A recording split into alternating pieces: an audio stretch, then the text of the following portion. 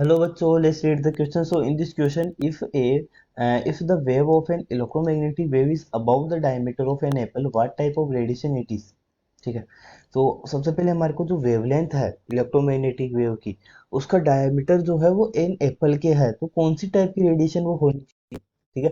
तो सबसे पहले हम देख लेते हैं कि जितनी भी टाइप्स की हमारे को रेज गिवन है उनकी वेवलेंथ क्या होती है। ठीक है।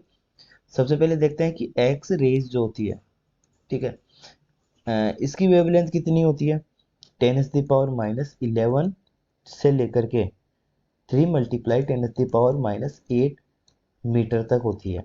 ठीक है। सेकंड हम बात करते हैं यूवी रेस की। ठीक है, अल्ट्रावायलेट रेस की बात करते हैं।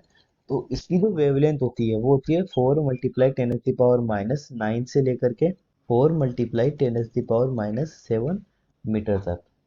ठीक है। थर्ड अगर हम बात करें इंफ्रारेड रेस की, ठीक है, तो इंफ्रारेड, ठीक है, इंफ्रारेड के लिए हमारे पास जो होती है 8 × 10⁻⁹ से लेकर के 3 × 10⁻³ मीटर तक होती है।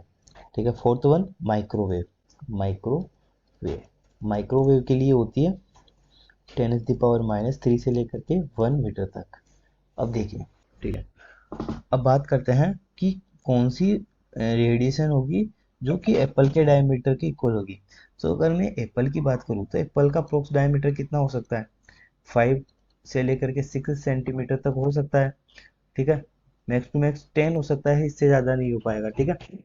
तो कौन सी सूटेबल है, देखिए 10⁻³ से 1 मीटर की अगर हम बात करें तो 5 to 6 सेंटीमीटर हमारा किस रेंज में आता है, हमारा इस रेंज में आता है। ठीक है। इसके अलावा अगर हम बात करें इंफ्रारेड रेज में तो ये काफ़ी कम है। ठीक है। तो ये हमारी तीनों ऑप्शन जो है वो गलत हो जाएंगे। ठीक है। तो कौन सा ऑप्शन करेक्ट हो जाएगा, माइक्रोवेव, क्योंकि जो 5 to 6 सेंटीमीटर की रेंज है, यानी कि 50 to 60 mm। ठीक है। 50 to 60 mm वो किस रेंज में आता है हमारा, वो माइक्रोवेव में आता है। 10⁻³ का मतलब हो गया 1 mm से 1000 mm तक, तो वो हमारा माइक्रोवेव में आता है। तो ऑप्शन डी हमारा यहाँ पर करेक्ट हो जाएगा। So hence option D is और correct answer. Hope you understand this solution. Thank you.